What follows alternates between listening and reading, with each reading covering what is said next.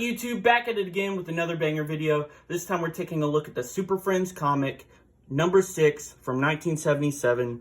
And in this issue, the Super Friends go up against the murderous Menagerie Man. And this hostage scenario where this ape has the Atom held hostage, this does not happen in the book. This is total cover bait.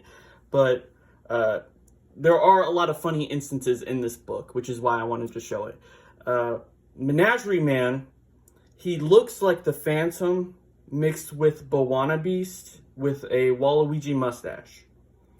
It's an interesting look. No good guy has ever had that mustache. No one, it's a villain's mustache for as far back as history goes, except for maybe the exception is Sporticus from Lazy Town, which was a show that gave me nightmares as a kid. But never mind that. Let's get into the book.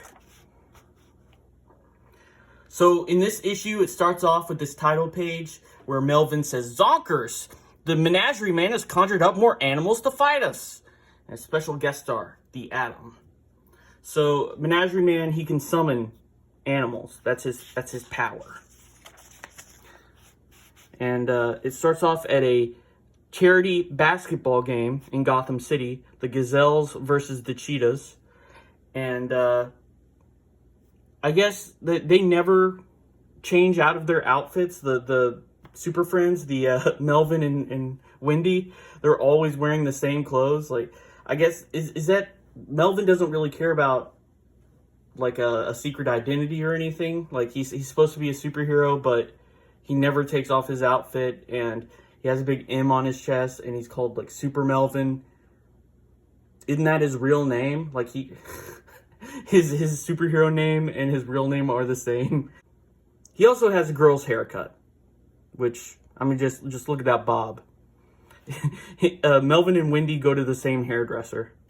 So in this basketball game, the Gazelles and the Cheetahs, they're playing. This guy shows up. He goes onto the court. He summons these real Gazelles and real Cheetahs, and then he demands that the audience give up their valuables, or else these animals are going to attack them. So they start throwing out their valuables. You see that this watch has 11:45 on it, and just remember that for a second. Wendy has this charm bracelet where she can summon any of the superheroes, and instead of summoning someone like Superman, she decides to summon Batman, who takes his sweet time getting here because he doesn't have super speed, he can't fly.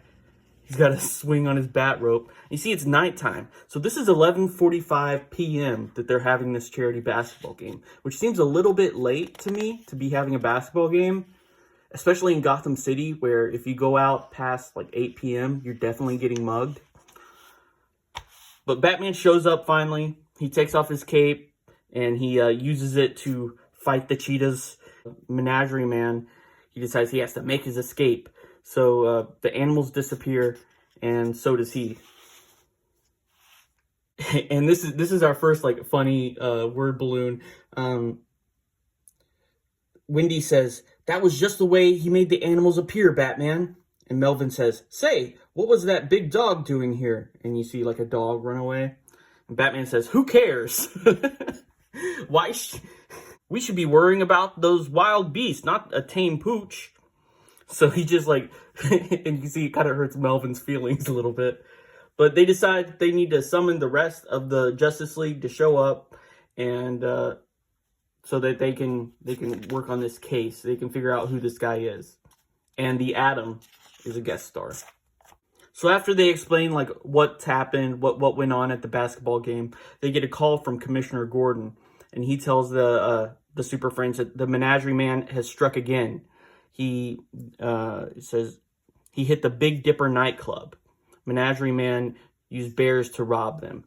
So Robin says, "Say, the Big Dipper is also called Ursa Major, the Big Bear." So his crimes are being based around like animals. So he's another themed villain like Two-Face or Joker or the Riddler, where, you know, his crimes, they all have a theme to them. And Melvin spots that dog again. And Batman says, "Looks like you were right after all." And so that dog has something to do with it.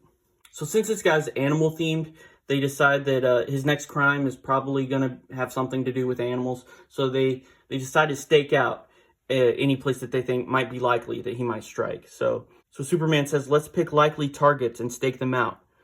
Wonder Woman takes this fashion show where there's lots of fur coats. Superman says, I'll cover the play opening at the Hippodrome. Hippo means horse in Greek.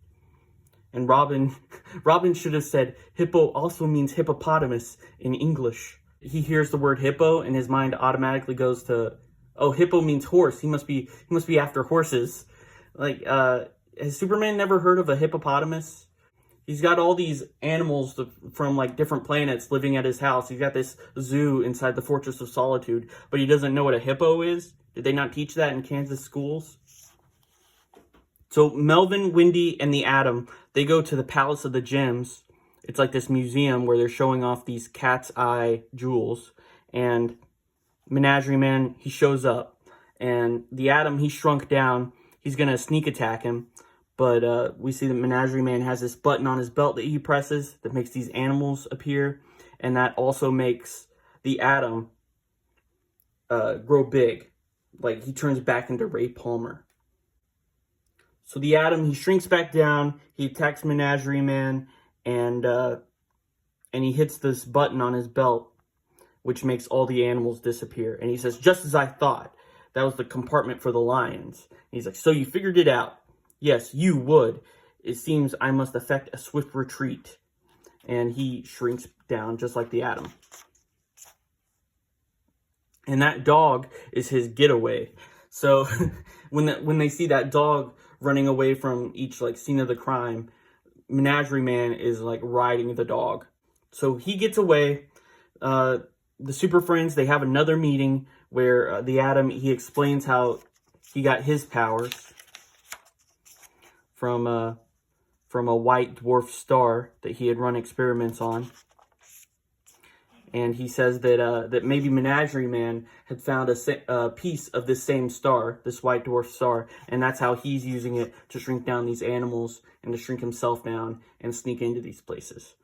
On this page, the Atom explains to Superman, to be sure the enlargers worked separately, he had to give each a different wavelength. By sheer coincidence, one was the same as my own size controls. So that's why it forced him to turn back into Ray Palmer, like mid-fight, is because it was the same wavelength. Batman says, there's one place that seems most likely for the Menagerie Man to hit tomorrow, the Ivory Exhibition at Danbury Gallery. So they decide that they're all going to go there and team up to catch this guy. And this is the funniest panel in the comic. It's the Justice League hiding in this small room. We see Aquaman, Wonder Woman's hiding behind the door. Batman and Superman are on top of this display case. And I like to imagine they're also speaking at full volume. The trap is set, and that ivory makes fine bait. I sure hope our fish bites. And then they see that dog show up, and Menagerie Man pops out, and he summons these walruses to help him. But good thing Aquaman's there. If these walruses weren't here, Aquaman would have nothing to do this entire issue. But since they're sea creatures, Aquaman is able to mind control them and turn them against Menagerie Man. So then he has to summon these elephants and these hippos.